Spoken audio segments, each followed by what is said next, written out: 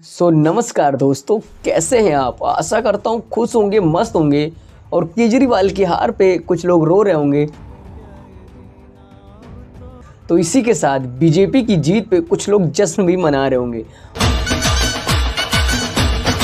और आप उनमें से क्या हैं, ये बात आप कमेंट में बताइएगा। पर इस जीत और हार पे थोड़ी चर्चा कर लेते हैं, थोड़ा सा मलहम केजरीवाल को लगा लेते हैं और थोड़ी सी जीत की बधाई भाजपा को दे देते हैं। क्या बढ़िया था गुरु। तो चलिए चालू करते हैं अपनी वीडियो को। तो स्वागत है आपका आज की वीडियो में।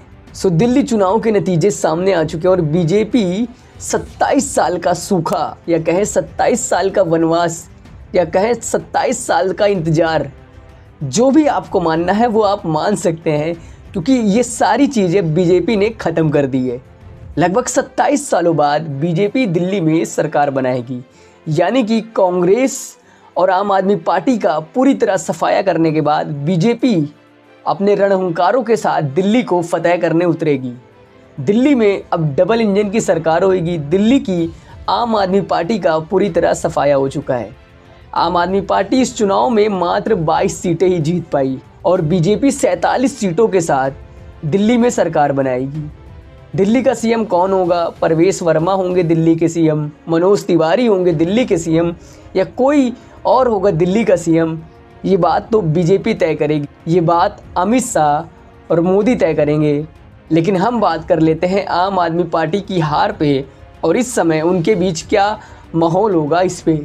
आम आदमी पार्टी जो कि इस चुनाव में इतनी बुरी तरह हारी, इस बात का अंदाज़ा तो उसने सपने में भी नहीं लगाया होगा। लेकिन रियलिटी ये है कि आम आदमी पार्टी 70 में से मात्र 22 सीटों पे ही कब्जा कर पाई और लगातार 10 सालों से जो वो डंके की चोट पे कह रही थी कि दिल्ली में कोई और पार्टी नहीं आएगी, ये लाइन अब उसकी हमेशा के लिए बंद हो जाएगी, क्योंकि दिल्ली में अब आम आदमी पार्टी नहीं है। दिल्ली में अब भाजपा सरकार आ चुकी है और अब केजरीवाल के सारे दावे खारिज हो गए हैं। केजरीवाल कहीं ना कहीं अब ये सोच रहे होंगे कि फ्री पानी, फ्री बिजली और महिलाओं की बस में फ्री टिकट के अलावा कुछ तो ऐसा है, कुछ तो गड़बड़ है, जिसकी वजह से हमें इस चुनाव में भारी हार मिली। हमने तो कभी ऐसा सोचा भी नहीं था कि इतनी बुरी तरह से हम हारेंगे। ये फीलिंग्स हैं केजरीवाल की जो मैं अपने होठों से बयां कर रहा हूँ। इसके अलावा बात करें भाजपा की, तो भाजपा को इतना ज़्यादा भरोसा नहीं था। भाजपा को कॉन्फिडेंस था मोदी जी के चेहरे पे, लेकिन इसके बाद भी भाजपा को कहीं ना कहीं डर था कि शायद केजरीवाल दिल्ली का चुनाव जीत सकते हैं, क्योंकि वो वहाँ की सत्ताधारी पार्टी है।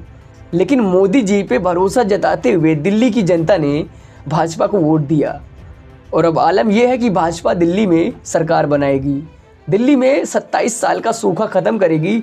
और इस बीच लगातार महाराष्ट्र, उड़ीसा, मध्य प्रदेश और उसके बाद दिल्ली में भाजपा ने लगातार कई राज्यों को जीत लिया है। और ये दिखाता है कि लोकसभा के बाद दोबारा से मोदी फॉर्म में आ गए हैं। वो बात थी जब लोकसभा में लोग कहते थे कि अब मोदी का दौर चला गया। वो जो 400 पार के नारे लगते थे, वो दौर चला गया। मोदी तो अब 250 पार भी नहीं कर पा रहे और धीरे धीरे इनकी पूरी पार्टी समाप्त हो जाएगी। लेकिन मोदी, ये भाई पुराने चावल खाए मोदी ने, ऐसे थोड़ी ना रह जाएंगे।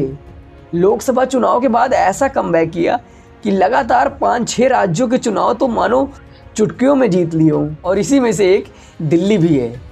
दिल्ली में केजरीवाल का क्या हाल है वो आप समझ ही सकते हैं। जो आदमी अपनी ही पार्टी नहीं बचा पाया, वो और विधायकों को क्या तसल्ली देगा। मनीष सिसोदिया, केजरीवाल ये चुनाव ही नहीं जीत पाए। दिल्ली चुनाव में आम आदमी की तरफ से अरविंद केजरीवाल चुनाव हार गए, मनीष सिसोदिया चुनाव हार गए। ये सुन के बहुत लोगों को धक्का लगा होगा। खुद अरविंद केजरीवाल भी सोच रहे होंगे कि मैं ही नहीं जीता तो पार्टी क्या खाक जीतेगी। दिल्ली चुनाव के ये कुछ नतीजे हैं। दिल्ली चुनाव के नतीजों पे किसी को विश्वास नहीं हो रहा, लेकिन रियलिटी यही है कि बीजेपी ने दिल्ली का रण जीत लिया है। इसके बारे में आप क्या कहना चाहेंगे कमेंट में ज़रूर बताना। तब तक के लिए जय हिंद।